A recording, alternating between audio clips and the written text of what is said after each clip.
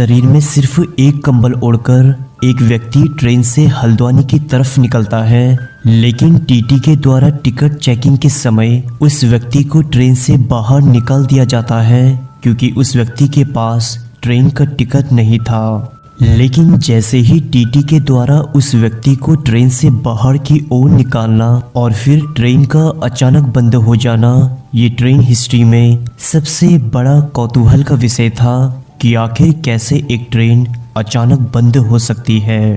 TT के द्वारा निष्कासित किए गए फिर से उस व्यक्ति के प्रकाश को देखकर टीटी उन्हें फिर से ट्रेन में बैठने को कहते हैं और जैसे ही वह व्यक्ति ट्रेन में बैठता है तो ट्रेन अपने आप ही चलना शुरू कर देती है। हम बात करने जा रहे हैं इसी अनजान व्यक्ति की जो बाद में बाबा नीम करोली के नाम से प्रकाश में आए। बाबा नीम करोली अपने दिव्य चमत्कारों के लिए जाने जाते थे, जिस वजह से वे भारत के जिन स्थानों पर जाते थे वहां वे लोगों की परेशानियों को अपने चमत्कारों से दूर करते थे, जिस वजह से वे भारत के विभिन्न स्थानों पर अलग अलग नाम से जाने जाते थे। लेकिन नीम करोली के नाम से वे सबसे ज्यादा विख्यात थे। जब साल 1961 के समय बाबा नीम करोली नैनीताल आए तो उन्होंने नैनीताल में हनुमानगढ़ी मंदिर की स्थापना करी और कुछ समय वहीं रहने लगे। एक बार अपनी यात्रा के दौरान जब वे भवाली के कैची मार्ग से गुजर रहे थे तब उन्हें कैची जगह इतनी भव्य लगी कि उन्होंने 15 जून 1964 के समय यहाँ हनुमान भगवान की मूर्ति स्थापित करी और तभी से यह जगह आने वाले कुछ सालों में कैची धाम बन गई।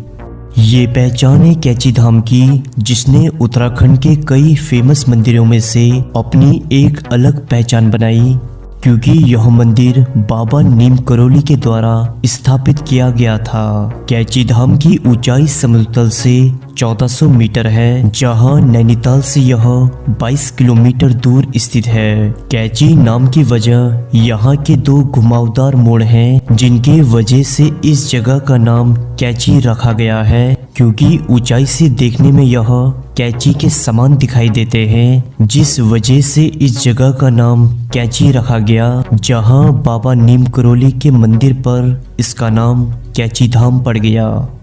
बाबा नीम करोली के इस कैची धाम से ही बाबा नीम करोली संपूर्ण जगत में विख्यात रहे, क्योंकि उन्होंने यहाँ कई ऐसे दिव्य चमत्कार किए थे जो चमत्कार कोई दिव्य पुरुष या भगवान ही कर सकते थे। लेकिन दोस्तों, वीडियो में आगे बढ़ने से पहले अगर आप नैनीताल मीडिया यूट्यूब चैनल पे पहली बार आए हैं तो चैनल को सब्सक्राइब करके बेल आइकन भी दबा दीजिए। बाबा नीम करोली के वैसे तो काफ़ी चमत्कार हैं, लेकिन कहा जाता है कि भंडारे के समय जब मंदिर में घी की कमी पड़ गई थी तब बाबा के आदेश से एक भक्त मंदिर से नीचे बहती हुई नदी से एक कनस्तर पानी भरकर लाया और वह कनस्तर का पानी देखते ही देखते घी में परिवर्तित हो चुका था। यह सब देखकर सभी भक्तजन नतमस्तक हो चुके थे।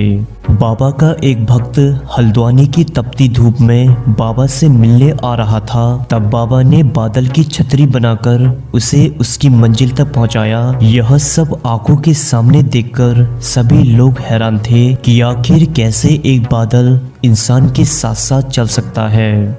इसके अलावा नीम करोली बाबा इसी कैची के मंदिर में कई भक्तों के कष्ट और बीमारियां बड़े चमत्कारी रूप से दूर करते थे।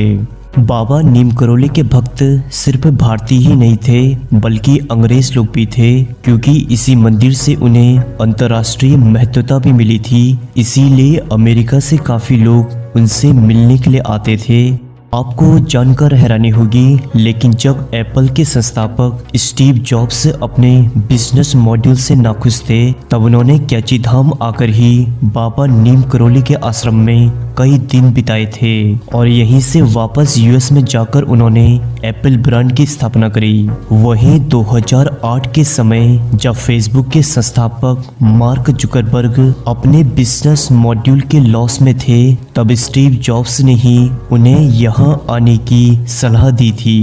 कैची धाम अपनी ऐतिहासिक विशेषताओं के लिए जाना जाता है, जहां कहा जाता है कि यदि कोई भी व्यक्ति इस मंदिर में अपनी सच्ची श्रद्धा से आता है तो उसकी मांगी हुई विश जरूर पूरी होती है।